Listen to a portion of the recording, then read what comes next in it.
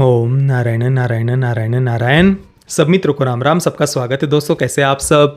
तो दोस्तों आज 23 जून है और 3 दिन पहले यानी 20 जून को नेटफ्लिक्स पर कोटा फैक्ट्री के सीज़न 3 को रिलीज़ किया गया। वैसे मैंने तो इसे कल शाम को ही देखना शुरू किया था। रात को लगभग 7:30-8 बज गए थे। एक बार देखना शुरू किया तो पूरा करके ही मैंने इसे छोड़ा। हाँ, बीच में मतलब खाना वगैरह खाया था, परंतु एक साथ में मैंने इसे कंप्लीट किया। रात को करीब 1 या 1:30 बज गया था इसे पूरा करते करते। एक बार शुरू किया ना तो फिर छोड़ने का मन ही नहीं हुआ। और एंडिंग में तो इतना ज़्यादा सीरीज़ ने इमोशनल किया और बीच बीच में भी कई सारे ऐसे सीन्स थे, बहुत ही ज़्यादा प्यारे ऐसे सीन्स थे जिन्होंने बहुत भावुक किया मुझे। एक लाइन में अगर मुझे इसका रिव्यू करना हो ना तो मैं यही कहूँगा कि टीवीएफ ने बहुत स्वादिष्ट खीर बनाई, बहुत स्वादिष्ट खीर बनाई, परंतु एक बात ने उसमें नींबू निचोड़ दिया। एक बात, वो बात मुझे बहुत प्रॉब्लमेटिक लगी। परंतु बाकी 99% बातें ऐसी है ना, वो इतनी प्यारी है, इतनी अच्छी है बाकी 99% बातें ना, कि फिर वो जो एक बात मुझे प्रॉब्लमेटिक लगी ना, वो तो मैं कब भूल गया पता भी नहीं चला। मतलब सीरीज़ इतनी अच्छी है ना कि फिर उस बात को महत्व देने का मन नहीं करता। परंतु फिर भी कौन सी बात मुझे प्रॉब्लमेटिक लगी वो मैं आपको आगे बताऊंगा। पर उससे पहले जो अच्छी अच्छी बातें हैं, जो ज़्यादातर अच्छी अच्छी ही बातें थी सीरीज़ में, सीज़न 3 में, उनके बारे में पहले हम चर्चा करते हैं। मीना का जो कैरेक्टर है और उदय का, उन दोनों पात्रों को जिस प्रकार से उनके साथ जो सब प्लॉट उन्होंने ऐड किया था वो मुझे बहुत बहुत ज़्यादा पसंद आए वो दोनों ही कैरेक्टर्स इस बार। जैसे कि मीना किस प्रकार से अपने आदर्शों पर, अपने मूल्यों पर डटा रहता है। नहीं भाई, गलत नहीं करना है तो नहीं करना, आत्मसम्मान मेरे लिए सब कुछ है। गांव में सूखा पड़ा हुआ है, अकाल पड़ा हुआ है, घर से पैसे नहीं आ पा रहे, रेंट भी नहीं दिया हुआ, उधारी हो गई है, परंतु फिर भी अपने मित्रों से, किसी से वो मदद नहीं लेता, कोई गलत काम नहीं करता, अपने मूल्यों पर, अपने आदर्शों पर वो डटा हुआ है। मित्र खुद होकर कह रहे हैं कि पैसे ले लो, फिर भी वो नहीं ले रहा। हालांकि बाद में जीतू भैया उसे समझाते हैं कि भाई उधार समझ कर ही ले लो, इनसे नहीं मुझसे ले लो, बाद में लौटा देना। अभी तुम्हारे लिए पढ़ाई महत्वपूर्ण है। ये 10-5 हज़ार की तुम ट्यूशन वगैरह दे रहे हो, वो बातें कोई मायने नहीं रखती है। तो उस बात को भी उन्होंने बहुत प्यारे तरीके से यहाँ पर प्रस्तुत किया है। हालांकि अधिकतर जब हम अपने मूल्यों पर, आदर्शों पर डटे रहते हैं ना, तो हमारी अंतरात्मा अंदर से हमें बल देती है, तो वो बातें भी उतनी ही ज़्यादा महत्वपूर्ण होती है। पर बहुत प्यारे तरीके से उन्होंने उस बात को सामने रखा है। ठीक है, उधार ले लिए, बाद में लौटा दिए, वो कोई गलत नहीं है। और उसके साथ ही उदय का जो कैरेक्टर है, देखिए कितने प्यारे तरीके से उन्होंने वो बात दिखाई। देखिए ड्रिंक करने की, ऑब्वियसली युवावस्था में, बचपन में कुछ ना कुछ गलतियां हम करते हैं, तो वो भी ड्रिंक करता है। एक साथी के कहने पर दिन भर गेम वगैरह वो खेल रहा होता है, ड्रिंक कर लेता है, एक्सीडेंट हो जाता है। माता पिता बहुत चिंतित होते हैं अपने बच्चे के लिए, दौड़ते दौड़ते चले आते हैं। और यहाँ पर देखिए कहीं पर भी कोई वोक एक्टिविज़म नहीं, ये हमें ड्रिंक करने की आज़ादी चाहिए, स्मोक करने की आज़ादी चाहिए, अपने मन के अनुसार हमें जीना है, ये समाज कौन होता है जज करने वाला, पेरेंट्स कौन होते हैं जज करने वाले है ये। ऐसा कोई वोक एक्टिविज़म नहीं था उस सीन में। आप देखिए उदय की उस बात को गलती के रूप में ही प्रस्तुत किया है। माता पिता की चिंता को भी उतनी ही सकारात्मक रूप से दिखाया कि उनकी पीड़ा को भी उतनी, उनकी चिंता को भी उतनी ही पॉजिटिवली उन्होंने दिखाया है। और साथ में ही शिक्षकों को भी जिस प्रकार से उन्होंने उस पर रिएक्ट करते हुए दिखाया है, या जो सोल्यूशन उन्होंने दिया है कि परिस्थितियों से कहाँ तक हम भागेंगे, प्रॉब्लम से कहाँ तक हम भागेंगे, उनको फेस करना ही होगा जीवन में आगे बढ़ने के लिए। तो उस बात को भी उन्होंने बहुत प्यारे तरीके से हैंडल किया है। बहुत ज़्यादा वो सीन भी मुझे पसंद आया। और बाकी एंडिंग के बारे में तो कहना ही क्या, वहाँ पर तो ऐसा लग रहा था जैसे कुछ छूट रहा हो हमसे। इतने प्यारे कैरेक्टर्स के साथ हम इतना लंबा समय जब बिताते हैं तो और उनके साथ समय बिताने का मन करता है कि यार ये सब हमें इतना जल्दी छोड़ करके क्यों जा रहे हैं। और जीतू भैया के पात्रों को भी उन्होंने एंडिंग में जिस प्रकार से दिखाया है भाई, बहुत बहुत प्यारा। एंडिंग में वो जीतू भैया बिल्कुल हमें इमोशनल कर देते हैं। बाकी अधिकतर जो बातें थी सीरीज़ की, बिल्कुल जैसे कि जीवन की तरफ देखने का दृष्टिकोण हो, शिक्षा की तरफ देखने का दृष्टिकोण हो, या और भी जीवन के अलग अलग जो पहलू है उनकी तरफ देखने का जो दृष्टिकोण है, वो ट्रेडिशनल पॉइंट ऑफ व्यू से ही उन्होंने अधिकतर बातें, 99% बातें उन्होंने ट्रेडिशनल पॉइंट ऑफ व्यू से ही दिखाई है। कई जगहों पर हमें कृष्ण और सुदामा, उनका उल्लेख सुनने को मिलता है, भगवान श्री कृष्ण और अर्जुन का उल्लेख सुनने को मिलता है, महाभारत का उल्लेख सुनने को मिलता है, संदर्भ सुनने को मिलता है। तो इस प्रकार के जो डायलॉग्स, संवाद उन्होंने जो डाले हैं वो बहुत प्यारी लगती वो बातें। ये तो वामपंथी फिल्म मेकर्स इन बातों को हमेशा से नकारात्मक रूप से ही दिखाते हैं या उन बातों को कभी मेंशन ही नहीं करते, या फिर उनका जो हर प्रॉब्लम की तरफ, हर जीवन के पहलू की तरफ देखने का जो दृष्टिकोण होता है ना, वो बिल्कुल वेस्टर्न वोक एलिट माइंडसेट ही होता है। परंतु यहाँ पर एक ज़मीन से जुड़ाव कहिए या ट्रेडिशनल पॉइंट ऑफ व्यू से ही उन्होंने अधिकतर बातें यहाँ पर दिखाई है। अब आते हैं उस बात की तरफ जो मुझे प्रॉब्लमेटिक लगी। देखिए, फार्मा इंडस्ट्री और वोक्स ने एक जो बहुत बड़ा अपना एक बिजनेस कहिए, उनका जो कुछ भी एजेंडा कहिए, जो कुछ भी एक बहुत बड़ा हवा जो उन्होंने खड़ा किया है ना डिप्रेशन को लेकर के, पूरा बिजनेस खड़ा किया हुआ है। काउंसलर्स, थेरेपी, डिप्रेशन एंग्जाइटी की पिल्स वगैरह, बहुत बड़ा अरबों खरबों डॉलर का बिजनेस ये खड़ा किया हुआ है और जोर शोर से लगातार वो इन बातों को प्रमोट कर रहे हैं जानबूझकर। कोई मतलब नहीं उन बातों का। आप देख लीजिए आजकल कई सारी सीरीज़ में, वेब सीरीज़ में, फिल्मों में आदि में, हॉलीवुड की भी और बॉलीवुड की भी, जानबूझकर ही डालेंगे। कोई कैरेक्टर किसी काउंसलर के पास जा कर के बैठा है, थेरेपिस्ट थी तो वो जा कर के बैठा है, वही इन बातों को जानबूझकर प्रमोट किया जाता है। कई सारे मित्रों को लग सकता है कि यार तुम क्या बात कर रहे हो, डिप्रेशन एंग्जाइटी तो सच में कितनी बड़ी समस्या है। ऑब्वियसली भय, शोक, चिंताएं कोई छोटी बातें नहीं है। कबीर जी तो यहाँ तक कहते हैं कि चिंता ऐसी डाकिनी काटी कलेजा खाए, वैद्य बेचारा क्या करे कहाँ तक दवा खिलाए। तो चिंता को तो डाकिनी कहा गया है। तुलसीदास जी भी कहते हैं, चिंता से चतुराई घटे, घटे रूप और ज्ञान, चिंता ऐसी अभागिनी, चिंता चिता समान। तुलसी भरोसे राम के, निश्चिंत होई सोए, अनहोनी होनी नहीं, होनी होए सो होए। तो तुलसीदास जी ने भी चिंता को चिता समान कहा है, अभागिनी कहा है। कबीर जी ने उसे डाकिनी कहा है। ऑब्वियसली चिंता मनुष्य को अंदर से खा जाती है, खोखला कर देती है, सोचने समझने की क्षमता को क्षीण कर देती है। परंतु आप इसे, ये जो फार्मा इंडस्ट्री और वोक्स के द्वारा एक जो बहुत बड़ा बिजनेस पूरा जो खड़ा किया है ना, डिप्रेशन एंग्जाइटी की पिल्स वगैरह, ये काउंसलर्स वगैरह,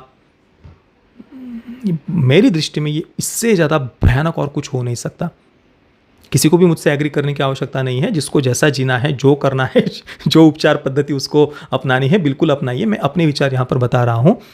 भले ही आज ये बातें आपको ना समझ में आए, पर बाद में कभी ना कभी आप ये बातें समझेंगे। कभी शांति से बैठकर इन बातों के बारे में सोचना, ये कोई छोटी बातें नहीं है।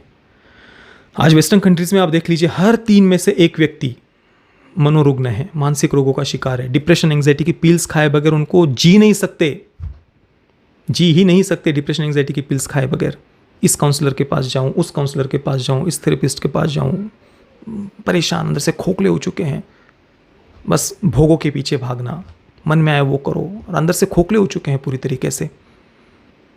तो प्रॉब्लम तो ऑब्वियसली चिंता बहुत बड़ी समस्या है। चिंता अंदर से हमें अंदर से खोखले ही कर देती है, खा जाती है चिंता हमें अंदर से। परंतु उस समस्या की तरफ देखने का जो दृष्टिकोण है या उसका जो सॉल्यूशन है, वो पश्चिमी दर्शन के पास नहीं है। क्योंकि ये सारी समस्या और प्रॉब्लम्स आज जो पूरा एक हवा खड़ा किया गया है ना, उसकी मूल समस्या ही पश्चिमी दर्शन है।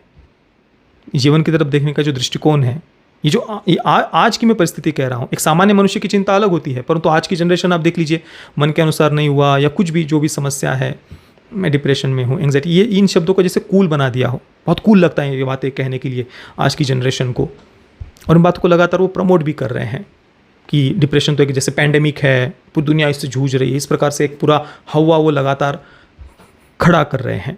तो समस्या तो बिल्कुल है, चिंता हमें अंदर से खोखला करती है, बिल्कुल बात सही है। परंतु उसका अगर आपको सोल्यूशन चाहिए तो पश्चिमी दर्शन के पास नहीं है। पश्चिमी दर्शन उस प्रॉब्लम को और ज़्यादा बढ़ाएगा ही। आपको अगर उसका सोल्यूशन चाहिए, उसका कुछ निदान चाहिए, तो वो आपको वेदांत दर्शन के पास ही मिलेगा, गीता के ज्ञान के पास ही मिलेगा। मेरे गुरुदेव सत्संग में कुछ कविताएं बताते थे, जैसे कबीर जी के और तुलसीदास जी के जो दोहे मैंने आपको अभी थोड़ी देर पहले बताए, वो भी मैंने मेरे गुरुदेव के सत्संग में ही सुने हुए हैं। एक और कविता मेरे गुरुदेव बताते थे कि नज़रें बदली तो नज़ारे बदले, किश्ती ने बदला रुख तो किनारे बदले। बहुत बड़ी बात है ये। भले ही आपको 2 लाइन लग रही होंगी, पर ध्यान से सोचना इनके बारे में।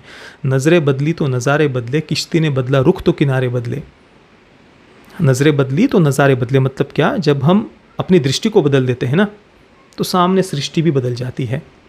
हमारा सामने की परिस्थिति की तरफ देखने का दृष्टिकोण कैसा है, उसके अनुसार ही अंदर हमें वो बातें समझ में आएंगी या दिखेंगी, या हम वैसा ही अंदर से फील करेंगे।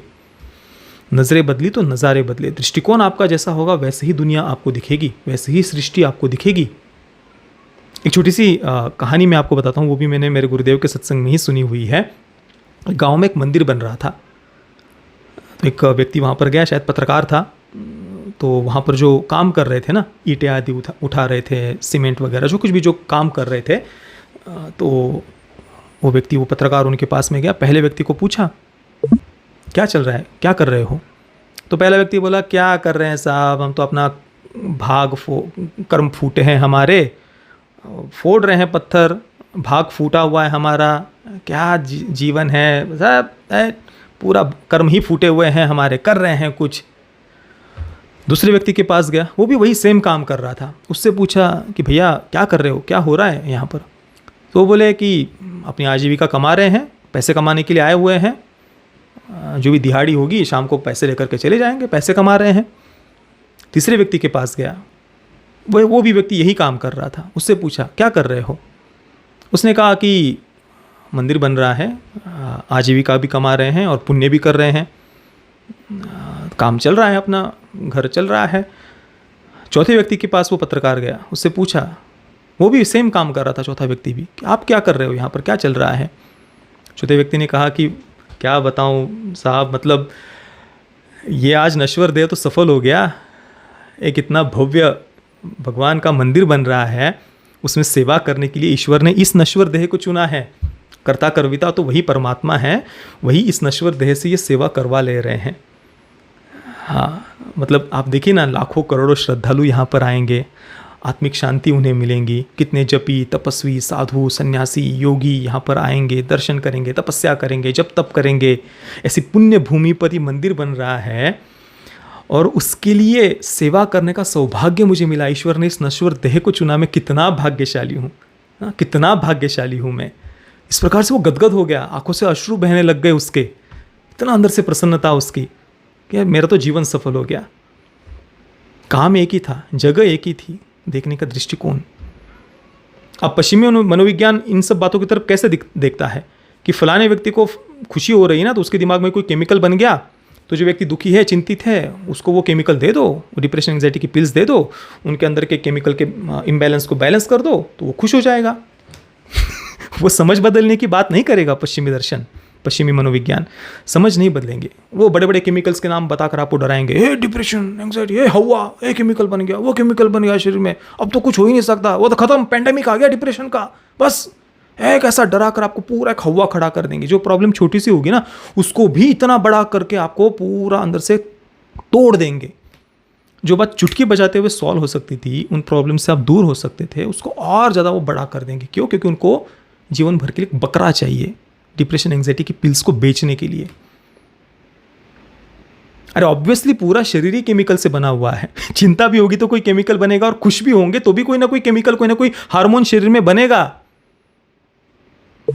तो प्रॉब्लम से भागने के लिए आपने कुछ डिप्रेशन एंग्जाइटी की पिल्स ले ली तो ठीक है, थोड़ी देर के लिए दिमाग सुनना रहेगा, सोचने समझने की क्षमता थोड़ी देर के लिए शांत हो जाएगी, दिमाग सुनना हो जाएगा, उतनी देर की लगेगा कि हाँ भाई दूर हो गई वो प्रॉब्लम्स। दवाइयों का असर कम होगा, फिर से वही आंतरिक द्वंद्व शुरू हो जाएगा, विचारों की लड़ाई शुरू हो जाएंगी, वो अंदर से खोखला करती जाएंगी, कमज़ोर करती जाएंगी, टूट जाएंगे अंदर से, फिर सुसाइडल थॉट्स वगैरह प्रॉब्लम्स और ज़्यादा बड़ी होती जाएंगी। तो ये पिल्स या कुछ केमिकल के इम्बैलेंस को अंदर से आपने बैलेंस कर, ये सॉल्यूशन नहीं है। सॉल्यूशन है समझ बदलिए। नज़रें बदली तो नज़ारे बदले, किश्ती ने बदला रुख तो किनारे बदले। आपको दिख रहा है कि आपकी नाव, जीवन की नाव गलत दिशा में जा रही है, तो उसके लिए आपको नाव बदलने की आवश्यकता नहीं है, अपनी नाव की दिशा बदलने की आवश्यकता है। किश्ती ने बदला रुख तो किनारे बदले। एक और कविता मेरे गुरुदेव पूज्य संत श्री आसाराम जी बापू जी सत्संग में बताते थे, इसी विषय से जुड़ी हुई, इस कारण से मैं आपको बता रहा हूँ। खून पसीना बहाता जा, तान के चादर सोता जा, ये नाव तो हिलती जाएगी, तू हंसता जा या रोता जा। खून पसीना बहाकर खूब मेहनत करो, पुरुषार्थ करो, फिर तान के चादर सो जाओ, खाओ पियो, अच्छे से निद्रा लो, ये नाव तो हिलती जाएगी, तू हंसता जा या रोता। जीवन रूपी जो नौका है ना, वो तो हिलने ही वाली है। कभी सुख आएगा, कभी दुख आएगा, कभी लाभ आएगा, कभी हानि होगी, कभी मान आएगा, कभी अपमान आएगा, कभी कोई आपका प्यारा आपको छोड़ करके चला जाएगा, जिसके प्रति आपकी आसक्ति होगी वो आपको छोड़ करके चला जाएगा, किसी अपने की मृत्यु हो जाएगी, जिस पर सबसे ज़्यादा विश्वास हो वो आपको धोखा दे देगा। कोई ना कोई प्रॉब्लम तो जीवन में आएगा ही। या ये तो जीवन रूपी नाव तो हिलती जाएगी, इसी को संसार कहते हैं। या आपके ऊपर है कि आपको हंसते हुए ये सफ़र को तय करना है, यात्रा को पूरा करना है, या रोते हुए करना है।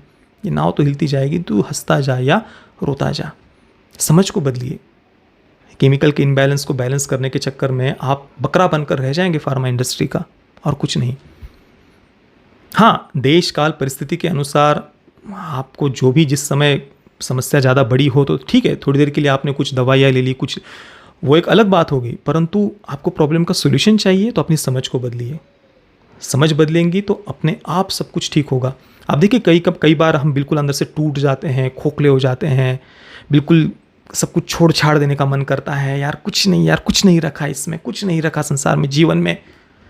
पर अचानक से उसी समय कोई एक मोटिवेशनल वीडियो हमें दिख जाता है, किसी महापुरुष का चरित्र, कोई पुस्तक हम पढ़ लेते हैं, उसमें से कोई एक लाइन हमें बिल्कुल अंदर से लग जाती है, एकदम से अंदर से उत्साह बढ़ जाता है कि नहीं यार, ये कर सकते तो मैं क्यों नहीं कर सकता। एकदम से कोई लाइन हमें एकदम से उत्साह जगा देती है हमारे अंदर। तो क्या उस समय किसी ने आपको कोई डिप्रेशन एंग्जाइटी की पिल दी, कोई केमिकल डाला आपके शरीर के अंदर? नहीं, समझ बदली आपकी विचारों की दिशा जो दूसरी तरफ जा रही थी ना, वो सही दिशा में जाने लग गई। तो दिशा बदलिए विचारों की, समझ बदलिए, फार्मा इंडस्ट्री के बकरा मत बनिए। तो यही बात मुझे बहुत ज़्यादा प्रॉब्लमेटिक लगी, जो इन्होंने यही वोक्स और फार्मा इंडस्ट्री का जो एजेंडा है ना, काउंसलिंग वगैरह, ये जो कुछ भी हुआ इन्होंने खड़ा किया हुआ है। बचाइए अपने आप को। और वेस्टर्न कंट्रीज़ में तो ठीक है, उनके पास संत नहीं है, सत्संग नहीं है, वेदांत दर्शन नहीं है, वेदों का उपनिषदों का ये ज्ञान नहीं है जो मैंने आपको बताया। विचारों के दृष्टा बनना, विचारों में बहना नहीं है, हम विचारों के दृष्टा है। मन में उठने वाली जो वृत्तियाँ है वो वृत्तियाँ हम नहीं है। ये एक और महत्वपूर्ण बात आप समझिए। पश्चिमी दर्शन ये कहता है कि आपके मन में जो भी वृत्तियाँ उठे ना, उन वृत्तियों के साथ में जोड़कर आपकी पूरी आइडेंटिटी को ही पश्चिमी दर्शन वहाँ पर समाप्त कर देता है। कैसे? देखिए, 80 प्रकार के सेक्सुअल प्रेफरेंसेस इन्होंने खोज करके रखे हैं, 80 प्रकार के। कुछ 60 प्रकार के जेंडर्स खोज करके रखे हैं।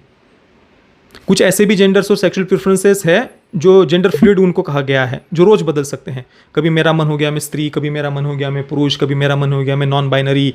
और 80 प्रकार के सेक्सुअल प्रेफरेंसेस है। आज मेरी इसके प्रति आकर्षण, उसके प्रति इच्छा, इसके साथ सेक्स करना, उसके साथ सेक्स करना। कोई सेक्सुअल प्रेफरेंसेस में भी बिल्कुल रोज़ हमारे सेक्सुअल प्रेफरेंसेस बदल रहे हैं, उसको भी एक पूरा अलग टर्म दे दिया। आपकी पूरी आइडेंटिटी को उस एक शब्द पर आपको वो समाप्त कर देंगे, आपकी आइडेंटिटी को। सैकड़ों प्रकार के फोबियाज खोज करके रखे हैं। किसी बात से डर लग गया तो ठीक है, तुम्हें ये फोबिया, तुम ये हो गए, बस तुम्हारी आइडेंटिटी को वहां पर समाप्त कर दिया। भाई तुम वो फोबिया नहीं हो, तुम वो सेक्सुअल प्रेफरेंस नहीं हो। मन में तो वृत्तियां उठती रहती है, विचार उठते रहते हैं, रोज विचार बदलते रहते हैं। समुद्र में तरंग उठती है, वो शांत हो जाती है, विचार तो आकर चले जाते हैं। जैसे बहती हुई नदी को हम देखते हैं ना, ऐसे ही विचारों को पसार होने दीजिए।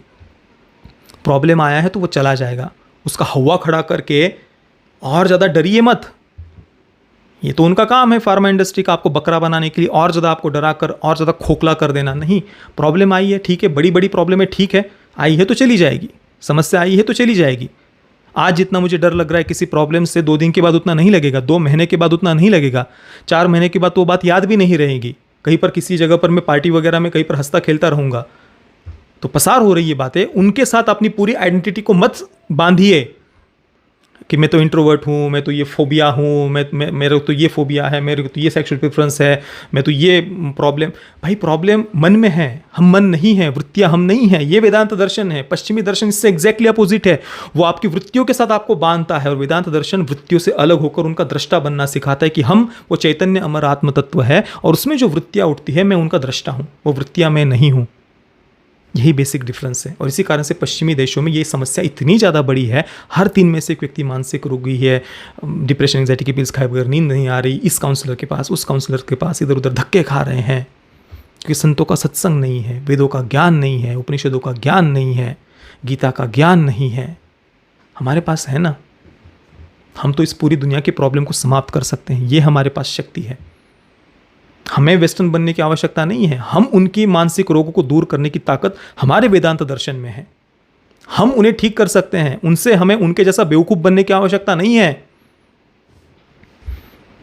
ये बातें बोलना बहुत आवश्यक है, बहुत आवश्यक है। टीवीएफ बहुत अच्छा कंटेंट बनाते हैं। अब ये बात पता नहीं उन्होंने नेटफ्लिक्स के इन्फ्लुएंस में आकर डाल दी या क्या, मैं नहीं जानता, पर कम से कम कोई देख रहा हो टीवीएफ से तो उन तक भी ये बातें पहुँचे। ये छोटी बातें नहीं हैं। बच्चे, युवा, उन्हें बचपन से ही गीता के ज्ञान के अनुसार मनोनिग्रह, इंद्रिय निग्रह, मन को कहीं ना कहीं पर लगाम लगाना, संयमित करना, ये सिखाना बचपन से आवश्यक है। स्कूल में सबसे ज़्यादा महत्वपूर्ण तो यही होना चाहिए ना। कि जीवन की बड़ी बड़ी समस्याओं को हम फेस कैसे करें। ये गीता का ज्ञान हमें सिखाता है, वेदों का ज्ञान हमें सिखाता है। बाहर के इधर उधर थोड़ी बहुत इंफॉर्मेशन आपने दिमाग में भर ली, बाद में उसका कोई जीवन में फ़ायदा नहीं होता भाई। मन को कंट्रोल करना, लगाम लगाना सीखे। पर वेस्टर्न फिलोसॉफी, पश्चिमी दर्शन तो इससे एग्जैक्टली अपोजिट है। वो तो कहता है कि मन को दबाओ मत, इच्छाओं को दबाओ मत, नहीं तो बाद में वो ब्लास्ट हो जाएंगी, आपको बिल्कुल पर एकदम पागल कर देंगी। नहीं नहीं, दबाओ, इच्छाओं के पीछे भागो, वासनाओं के पीछे भागो, जो मन में आए वो करो। हाँ ना, ये जीवन जीने का तरीका नहीं है। हमारी संस्कृति इच्छाओं को नियंत्रित करना सिखाती है, मन को नियंत्रित करना सिखाती है, मन पर विजय प्राप्त करना सिखाती है, इंद्रियों पर विजय प्राप्त करना सिखाती है, मनोनिग्रह सिखाती है। चलिए, काफ़ी सारी महत्वपूर्ण बातें हमने यहाँ पर की। बाकी ऑब्वियसली सीज़न 3 भी बहुत बढ़िया था, इसमें कोई संदेह नहीं है। वो एक बात अगर हटा दे तो, परंतु वो बात कोई छोटी नहीं है, बहुत बड़ी प्रॉब्लमेटिक वो बात है।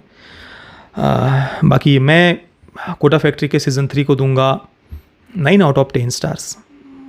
बस उस एक बात के कारण मैंने एक पॉइंट कम किया, नहीं तो ये definitely 10 out of 10 stars he deserve करती है ये सीरीज़। बाकी पेरेंटल गाइडेंस की कोई आवश्यकता नहीं है, देखना चाहे तो आप देख सकते हैं परिवार के साथ में। बाकी मैंने जो बातें कही उस पर आपके विचार क्या है, मुझे आप नीचे कमेंट में अवश्य बताना। ये वीडियो देखने के लिए आप सभी मित्रों का बहुत बहुत धन्यवाद। जय श्री राम, वंदे मातरम।